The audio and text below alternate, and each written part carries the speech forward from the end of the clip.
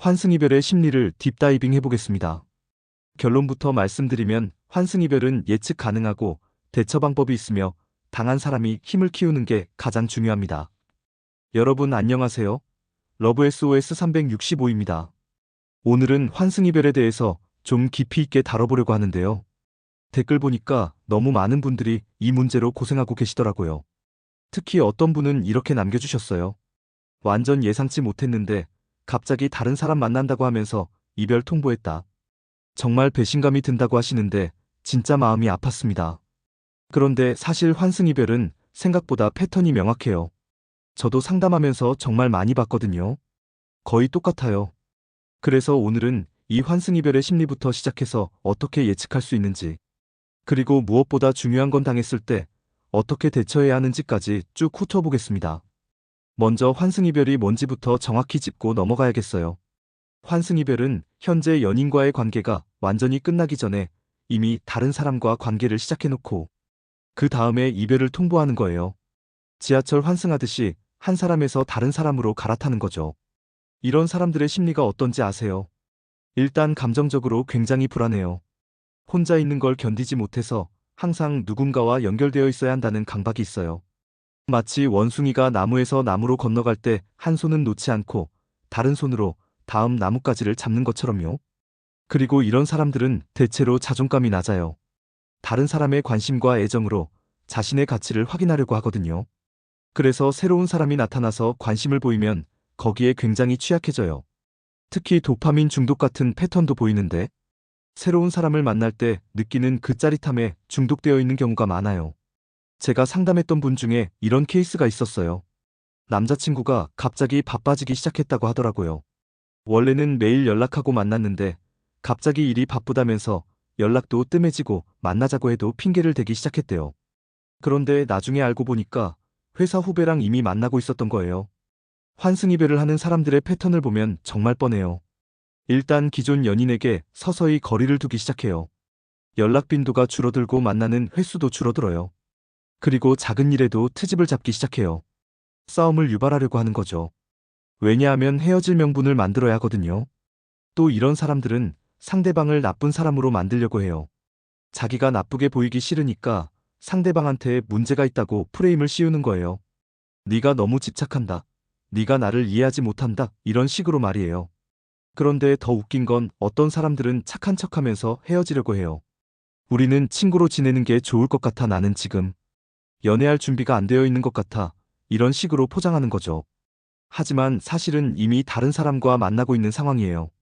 제가 상담하면서 본 케이스 중에 정말 가관인 게 있었어요. 어떤 여성분이었는데 남자친구가 갑자기 자기 개발에 관심이 생겼다면서 혼자만의 시간이 필요하다고 하더래요. 그래서 잠시 거리를 두자고 했대요. 그런데 일주일 후에 인스타그램에 다른 여자랑 데이트하는 사진을 올린 거예요. 자기 개발이 아니라 다른 사람이랑 만나는 거였던 거죠. 환승이별의 가장 큰 특징은 타이밍이에요. 이별 통보하고 바로 다른 사람과 공식적으로 만나기 시작해요. 너무 빨라요. 보통 사람 같으면 이별 후에 어느 정도 시간이 필요하잖아요. 그런데 이런 사람들은 바로 다음 관계로 넘어가요. 왜냐하면 이미 다 준비되어 있으니까요. 그리고 환승이별을 당한 사람들이 가장 힘들어하는 부분이 이거예요. 배신감이죠. 자신만 모르고 있었다는 그 기분. 나는 진심으로 사랑했는데 상대방은 이미 다른 사람을 생각하고 있었다는 거. 이게 정말 마음을 아프게 해요. 그런데 여기서 중요한 건 환승이별을 예측할 수 있느냐는 거예요. 사실 불가능하지는 않아요. 몇 가지 신호들이 있거든요. 먼저 연락 패턴의 변화예요. 갑자기 연락이 뜸해지거나 답장이 늦어지기 시작해요. 그리고 만나는 시간도 줄어들어요. 또 대화의 내용이 달라져요. 예전에는 미래에 대한 이야기도 하고 같이 할 일들에 대해서도 얘기했는데 갑자기 그런 얘기를 피하기 시작해요. 그리고 상대방의 반응이 무뎌져요. 예전 같으면 관심을 보였을 일들에 대해서도 무덤덤하게 반응해요. 스킨십도 줄어들어요. 손잡기나 포옹 같은 자연스러운 스킨십을 피하려고 하죠. 그리고 눈을 잘 마주치지 않으려고 해요. 죄책감 때문인 것 같아요. 제가 상담했던 분 중에 이런 분이 계셨어요. 남자친구가 갑자기 핸드폰을 엎어놓고 다니기 시작했다고 하더라고요. 예전에는 핸드폰 화면이 보이게 놔뒀는데 갑자기 뒤집어 놓기 시작한 거예요. 그리고 화장실 갈 때도 핸드폰을 들고 가고요. 이런 것들이 다 신호예요. 하지만 이런 신호들을 봤다고 해서 뭘 할 수 있을까요? 사실 별로 없어요. 왜냐하면 이미 상대방의 마음은 떠났거든요. 억지로 붙잡으려고 해봤자 상황만 더 악화될 뿐이에요. 그럼 환승이별을 당했을 때 어떻게 대처해야 할까요? 일단 분석부터 해보겠습니다. 환승이별을 당한 사람들이 가장 많이 하는 실수가 뭔지 아세요? 상대방을 설득하려고 하는 거예요. 자기가 얼마나 사랑하는지, 얼마나 잘해줄 수 있는지 어필하려고 하죠. 하지만 이건 전혀 효과가 없어요. 오히려 역효과만 날 뿐이에요. 왜냐하면 환승이별을 하는 사람은 이미 감정적으로 다른 곳에 가 있거든요. 그 사람에게는 이미 더 흥미로운 상대가 있는 상황이에요. 그럼 어떻게 해야 할까요? 첫 번째는 현실을 받아들이는 거예요. 아프고 힘들겠지만 이미 끝난 관계라는 걸 인정해야 해요. 상대방이 다른 사람을 선택했다는 사실을 받아들여야 해요. 두 번째는 감정을 정리하는 시간을 갖는 거예요. 분노도 슬픔도 다 자연스러운 감정이에요. 억누르려고 하지 말고 충분히 느끼세요. 울고 싶으면 울고 화가 나면 화를 내세요. 다만 상대방에게 직접적으로 표출하지는 마세요. 세 번째는 지원 시스템을 활용하는 거예요. 가족이나 친구들에게 이야기하세요. 혼자 끙끙 앓지 말고 주변 사람들의 도움을 받으세요. 때로는 전문가의 도움이 필요할 수도 있어요. 네 번째는 자신에게 집중하는 거예요. 이런 상황을 성장의 기회로 만드세요. 새로운 취미를 시작하거나 미뤄뒀던 일들을 해보세요. 자기 개발에 시간을 투자하는 거죠. 제가 상담했던 분 중에 환승이별을 당하고 나서 완전히 달라진 분이 계세요. 처음에는 정말 힘들어 하셨거든요. 매일 울고 상대방 생각만 하고 그랬는데 어느 순간부터 자신에게 집중하기 시작하시더라고요. 운동도 시작하고 새로운 공부도 하고 여행도 다니시고요. 그러다 보니까 자연스럽게 더 매력적인 사람이 되셨어요. 그리고 몇 개월 후에 그 환승이별을 했던 전 남자친구가 다시 연락을 해왔대요. 새로 만난 사람과 잘 안 되었나 봐요. 하지만 그때는 이미 그분이 완전히 달라져 있었어요. 예전의 자신으로 돌아갈 생각이 전혀 없더라고요. 이게 환승이별을 극복하는 가장 좋은 방법이에요. 상대방 때문에 내가 무너지는 게 아니라 오히려 더 강해지는 거예요. 환승이별을 당했을 때 절대 하면 안 되는 것들도 있어요. 첫 번째는 스토킹이에요. SNS를 계속 확인하거나 상대방의 동선을 파악하려고 하는 거죠. 이건 자신만 더 힘들게 할 뿐이에요. 두 번째는 복수를 생각하는 거예요. 상대방에게 해를 끼치려고 하거나 새로 만난 사람에게 나쁜 말을 하려고 하는 거예요. 이런 건 자신의 품격만 떨어뜨릴 뿐이에요. 세 번째는 자책하는 거예요. 내가 뭘 잘못했을까? 내가 더 잘해줬으면 어땠을까? 이런 생각들 말이에요. 환승이별은 당한 사람의 잘못이 아니에요. 그냥 상대방의 선택일 뿐이에요. 네 번째는 바로 다른 사람을 만나려고 하는 거예요. 상처를 잊기 위해서 성급하게 새로운 관계를 시작하면 더 큰 문제가 생길 수 있어요. 충분한 회복 시간을 가진 후에 새로운 관계를 시작하는 게 좋아요. 그런데 환승이별을 당한 분들이 가장 궁금해하는 게 이거예요. 환승이별을 한 사람이 나중에 후회할까요?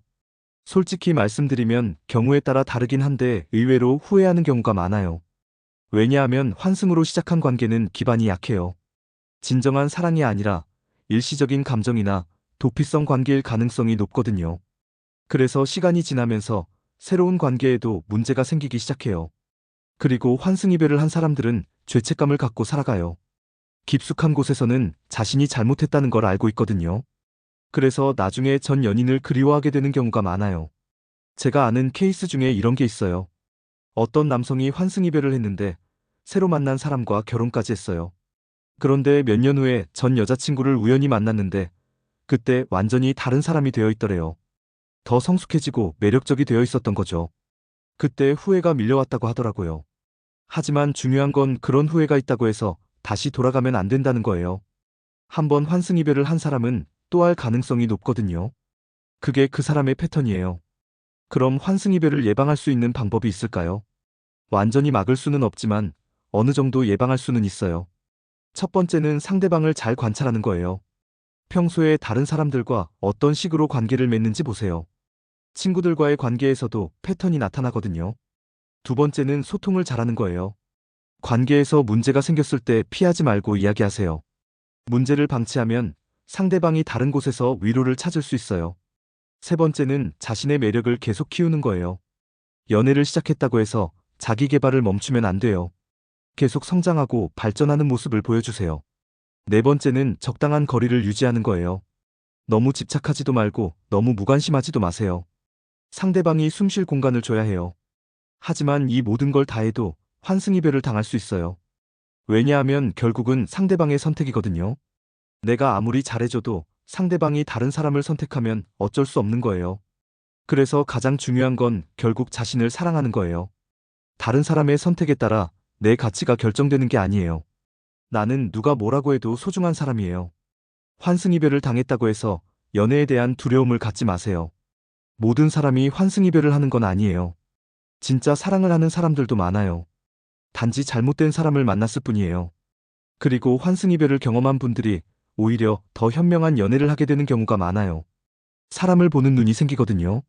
진짜와 가짜를 구별할 수 있게 되죠.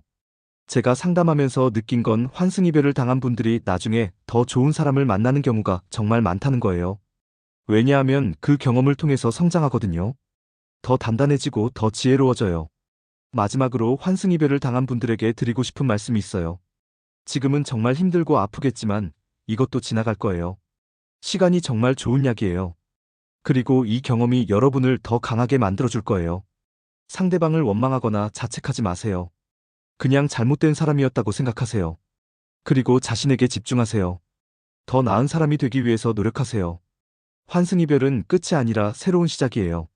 더 좋은 사람을 만나기 위한 준비 과정이라고 생각하세요. 여러분은 충분히 사랑받을 자격이 있는 사람들이에요. 여러분의 경험담이나 궁금한 점들 댓글로 남겨주세요. 환승이별을 겪으신 분들은 어떻게 극복하셨는지 공유해 주시면 다른 분들에게도 큰 도움이 될 것 같아요. 그리고 지금 비슷한 상황에 계신 분들은 어떤 부분이 가장 힘드신지도 말씀해 주세요. 함께 이야기하면서 해결책을 찾아보면 좋겠어요.